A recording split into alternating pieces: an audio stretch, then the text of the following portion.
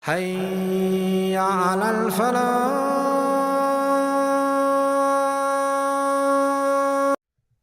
And when he returned to Mecca after years of persecution, when he returns to Mecca with an army of 10,000 companions, the likes of which Arabia never seen before, and he entered into Mecca victorious. How did he walk into Mecca? In narrations, he was on his animal, he lowered his forehead so much, his forehead was touching the back of his animal. He was praising Allah, saying, "Today victory belongs to Allah alone." When he stood in the haram, and those thousands of people who harmed him, kuffar, not Muslims, kuffar, now they are surrounded by 10,000 companions armed to the bone, ready at the drop of a word. They were ready to give their lives for him, sallallahu alayhi wasallam. They stood there surrounded by 10,000 companions, now knowing we harmed this man for 20 odd years. We killed his children, we killed his companions, we mocked him, we belittled him, we wiped the floor with him. Yeah? All this towards him, sallallahu alayhi wasallam. Now he returns victorious. He says to them, "And what do you think I will do with you today?" Many of us would love to get our hands on those that hurt us, man. He says, "Go. اذهبوا فأنتم الطلقاء." Go, every one of you is free. I forgive every single one of you, man. Kuffar. And he forgave him. Your own Muslim brother and sister, you can't forgive. Really? You can't forgive him? Why? Do you feel like you're something in your heart, Yani? Pride belongs to Allah. Have mercy amongst one another, my brothers and sisters. Forgive one another. Wallahi, I don't care what the crime. I don't want a single person to stand up in the question and answer and throw me a scenario, because wallahi, I'm going to throw it straight back in your face. Forgive and let it go, man. Forgive and let it go. Bury it. And wallahi, as soon as you forgive, you will feel an instant increase of iman. You know, many of us, my brothers and sisters, we're carrying mountains of hate on our shoulders, man. And many of us, we want closure to situations that have happened to us. Wallahi, I'm here today to tell you, go to those that have harmed you. Go to those who you harmed, and sincerely ask for forgiveness or forgive them. Because some of us now, you're thinking, you know what, all right, the brother said a couple of nice words, I'm going to forgive that person, but I'm not going to let them know that I forgave him. I want to save face in front of the people. This arrogance and this pride will be your destruction. I'm telling you, go and make it public that I have forgiven this person, and me and this person, we're equal, we're squared. The accounts are cleared. I'm not telling you to become best friends and go to the park and feed the ducks. I'm not telling you to do that. Some people in your life, they're actually bad for you and you're better off without them. That's not the point I'm making. I'm saying forgive and let it go. Forgive and let it go. Wallahi, forgive me, man. I don't know where my time went. But I want to end with this.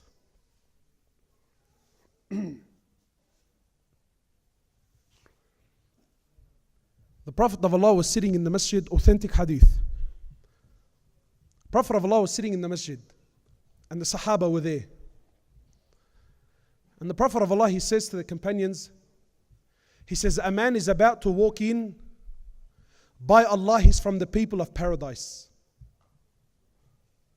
I want you to imagine you were sitting in that gathering and the Prophet of Allah takes an oath by Allah that the person that's about to walk into this gathering now is from the people of paradise. So the Sahaba, they started, speaking amongst one another. Oh, who do you think it is? Who do you think it is? They're thinking, man, forget it. Some big mama's going, either Omar's going to walk in or Abu Bakr. One of the big boys. So a man walks in. Half of them never knew who he is. They didn't know who the man. Wallahi, even his name is not even mentioned in the hadith. Today, every one of us thinks, you know what? Let's look at the big. This is Islam. Yeah, look at this person, man, and look at that person.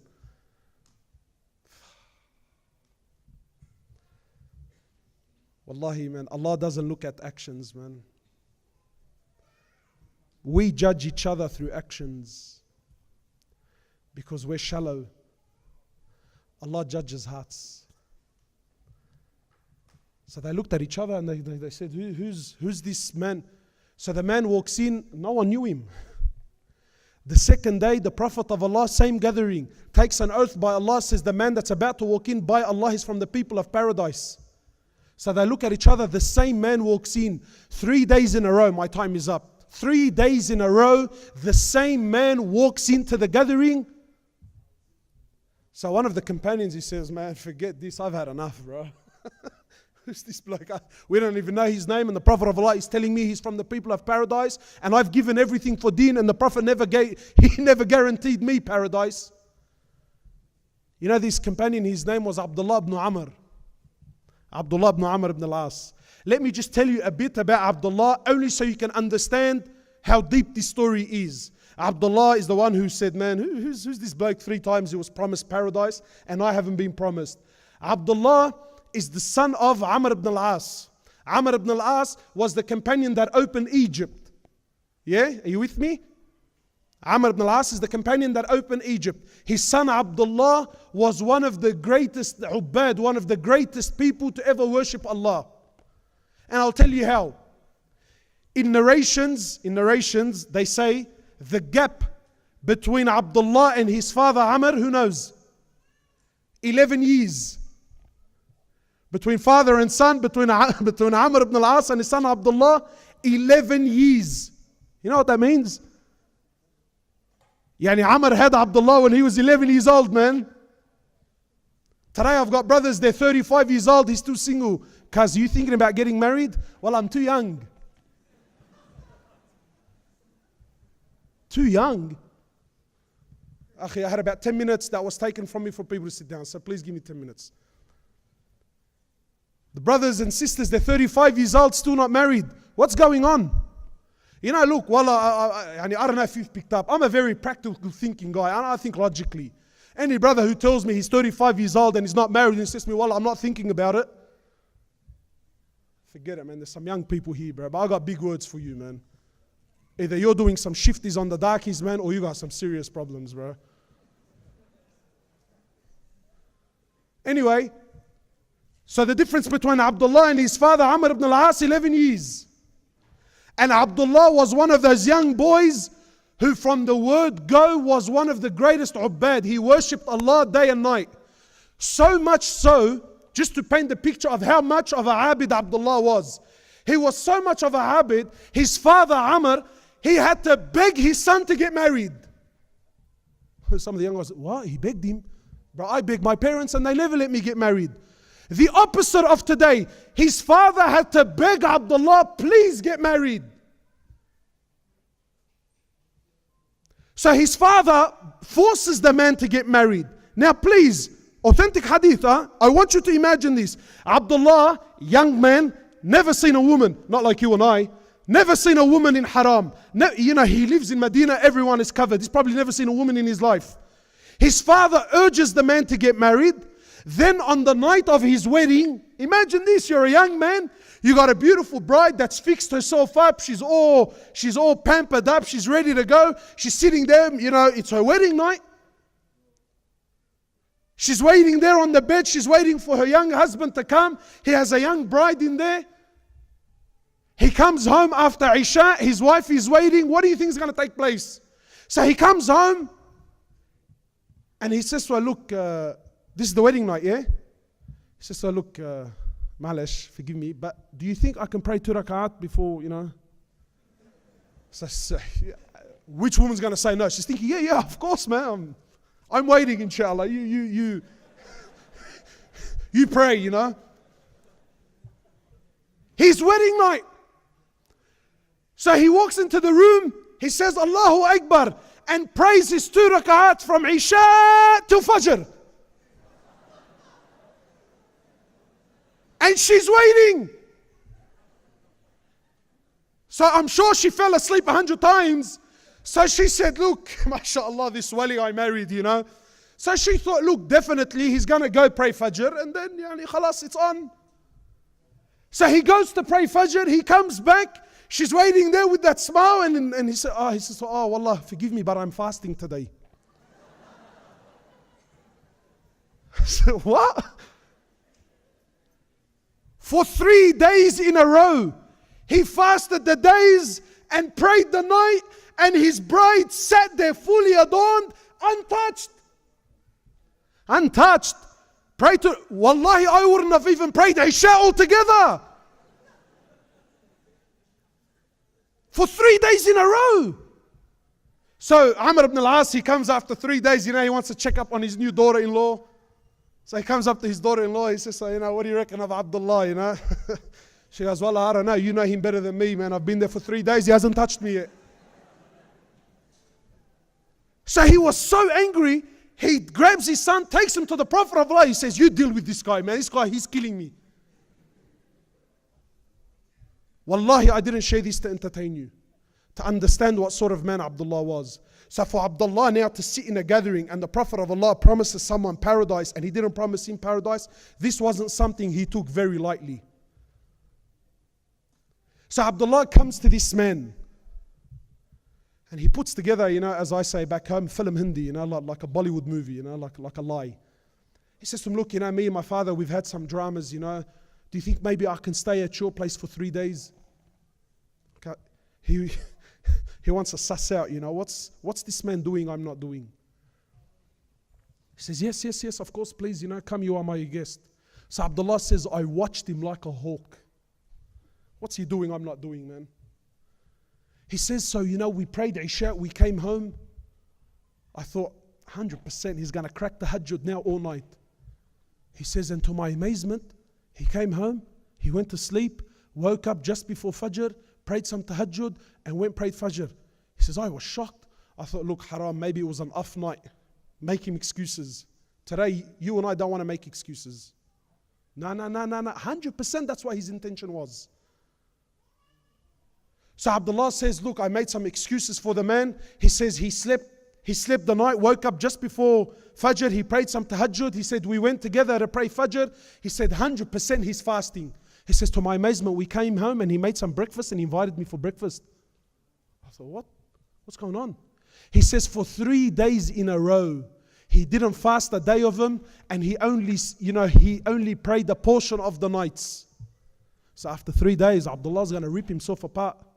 He says to him, look, come here, man. He says, I don't have any dramas with my father. But for 3 days, the Prophet of Allah was promising you paradise. So I wanted to see what you do that's so special. So I got news for you. He says, I watched you for 3 days and there's nothing special about you, man. As far as actions are concerned, I'll put you in my pocket any day of the week. So the man goes, no, Allah, Abdullah, this is it, man. I'm not hiding anything from you. This is who I am. He says, are you sure there's nothing that... He goes, no, wallahi, as you see. He says, okay, fine, thank you very much. Thank you for your hospitality. He packs his bag and he leaves. So as Abdullah walks away, the man remembers something. He says, oh, Abdullah. He says, yes, what's that? He says, there is one thing that I do. He says, please tell me.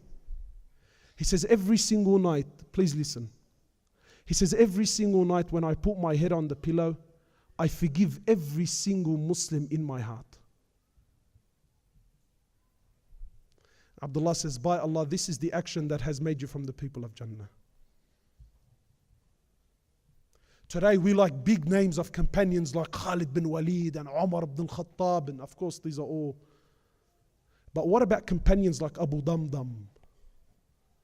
Abu Damdam, in the authentic hadith, the Prophet of Allah was collecting charity from amongst the companions, and the Sahaba were standing up giving big money. Oh Prophet of Allah, this much gold. Oh Prophet of Allah, this much and this much. And Abu Damdam sat there, radiallahu ta'ala anhu. He was a poor man who had nothing. So he felt so bad in his heart. So he makes an oath between him and Allah. He says, oh Allah, tonight I sacrifice and I give up my ard and my honor and my rights. I give it up to the Muslims. So the next morning, the Prophet of Allah gathers the companions and says, who is the one who gave up his honor and his rights and who is the one that made the charity between him and Allah last night? Who is he? So Abu Damdam became so embarrassed. The Prophet of Allah, after insisting, who are you, and make yourself exposed, Abu Damdam, embarrassed, stands up and he says, oh Prophet of Allah, it is I. He says, by Allah, Abu Damdam, Allah accepted your charity last night. Where is this quality? Where is this quality? And for years, the Prophet of Allah, after this, whenever the companions would quarrel, wallahi, whenever they would dispute, he would say, why can't you be like Abu Damdam? Nah, don't tell me about these stories, man. Don't tell me about these stories. And let me end. I've got 2 minutes. I said forgiveness is an issue of Iman. Yes or no? You might think, you know what, I've had some dramas with this person, the hell with them, I hope they die, I hope Allah destroys them, I'm going to stay away. And many of us, we think, you know what, I don't need that person in my life, let me carry on with my deen and let me do things and what, you know, and well, wallahi, my brothers, I've got news for you. If you think that I can have a fight with you or a dispute with you and you go your separate way and I go my separate way, if you think that, look, let me go to Hajj, let me do a couple of Umrahs, let me grow a nice beard or maybe wear a niqab and that will suffice for the drama between me and that person, I have news for you, man. Authentic hadith, and please listen. The Prophet of Allah, he says, every single Thursday, your weekly actions are collected, they're gathered and they're presented before Allah. And Allah forgives all sins except those who have dramas between each other. Boy, did I leave the best to last. So I don't care what you're going to come with. You could have had a problem with your brother or your sister or anyone else for that matter. And you no longer speak. And since that time, you memorized Quran. You've been to Hajj every year since then. And Allahu Akbar, you've had 1,000 people become Muslim on your hands. I'm going to tell you, everything you did from that moment till now equals to a big, fat zero in the eyes of Allah. Boy, do I love this topic because it really gets in there, man. Don't think, you know, I can walk around with a nice beard and a nice white abaya and my big stomach and say, look at me, I'm the ideal Muslim, man. Islam gets right in there, bro. Islam will break that pride. It will break that nafs. And until you understand that you are nothing, you value to nothing, you equal to nothing, all pride, all honor, all status belongs to Allah and not to us, you're in a world to hurt, man. So my brothers, my time is up again. Forgive one another. Have mercy amongst one another so the one in the heavens can show mercy upon us. أقول قولي هذا استغفر الله لي ولكم سبحانك اللهم وبحمدك أشهد أن لا إله إلا أنت. Brothers, why are we here? Why did Allah subhanahu wa ta'ala create us? Are we here to play games? Be honest. Are we here to play games? Why are we here? Wallahi, my brothers, the more I spend time with the youth, I see that, you know, and we always blame the youth. The truth is that the youth is a reflection of what came before them.